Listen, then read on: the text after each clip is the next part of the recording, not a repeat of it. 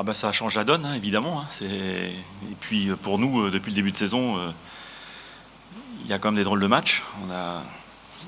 Contre Nîmes, on termine à 9.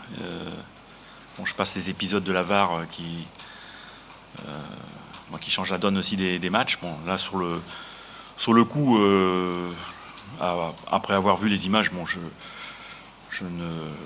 le carton rouge est mérité. Bon, c'est une maladresse, mais c'est mérité, donc c'est pas du tout le même cas de figure que les matchs précédents.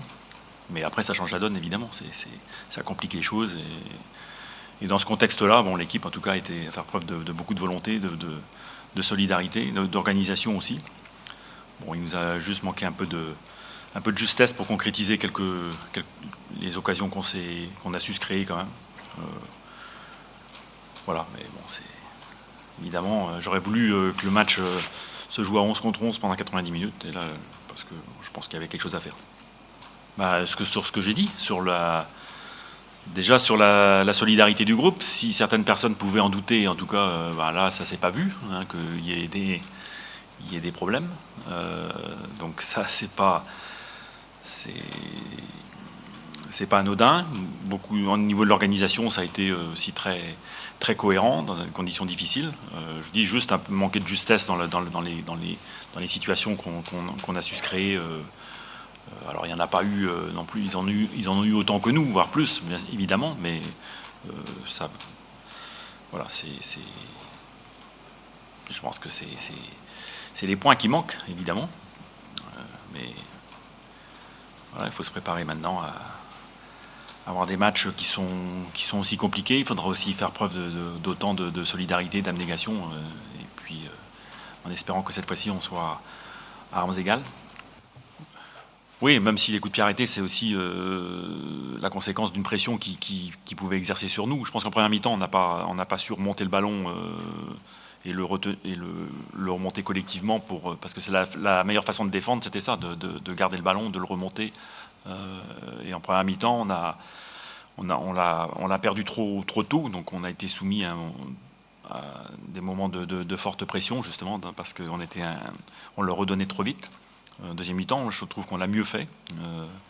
Et après, le corner, oui, évidemment, ça fait partie du jeu, mais c'est regrettable, évidemment, de concéder le premier but là-dessus. L'agressif, oui. Enfin, je dis dans l'abnégation, en tout cas, oui. On peut pas reprocher grand-chose dans la combativité de l'équipe dans ce contexte-là. Après, quand je parle d'agressivité, c'est surtout dans la façon dans le mouvement, dans le pressing qu'on peut mettre. Alors le pressing, bon, c'était difficile aussi dans ces conditions d'avoir une pression sur cette équipe, mais en tout cas, on a dans la volonté de donner de la vitesse sur le plan offensif, on l'a vu, et notamment en deuxième mi-temps, on l'a fait avec plus de pertinence qu'en première, je pense, dans des situations où justement on alternait des moments de remontée collective du ballon et des situations de contre avec notamment un garçon comme Randall Colomani qui est très, très intéressant dans ce contexte-là. On regarde devant, c'est la 6e journée, on a 5 points, donc il faudra prendre des points, oui. Puis les matchs vont être difficiles dans la mesure où d'abord il n'y a pas de match facile, évidemment, mais puis il y aura une pression psychologique plus forte aussi quand vous gagnez pas. Donc il faudra faire preuve de cet état d'esprit en espérant aussi avoir un contexte de jeu plus favorable. Parce que même sur le plan du jeu, on a montré, alors certainement plutôt par séquence, mais des choses qui sont intéressantes. Et de toute façon, c'est dans la continuité du début de saison, où tout n'a pas été négatif non plus dans la construction du jeu. Si vous écoutez tous les ragots, tout ce qui peut traîner, ça fait partie du jeu sans doute, mais maintenant, je pense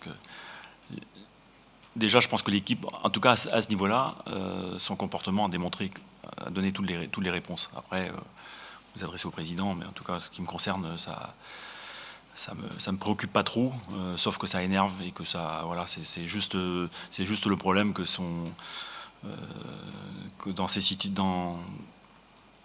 dans ces situations que j'ai connues assez souvent, on perd de sa concentration. C'est surtout ça qui est dommageable. On n'a pas le choix, donc de toute façon, voilà, elle arrive là, il faut l'utiliser au mieux. Et voilà, on sait que ça va être, contrairement à la première trêve où on avait eu que les espoirs qui étaient partis, bon, on va avoir plusieurs joueurs qui vont partir, donc qui reviendront que le mercredi. Donc c'est plutôt ça qui est pénalisant en vue du prochain match de championnat. Maintenant, on va mettre à profit aussi pour les 15 jours pour se préparer.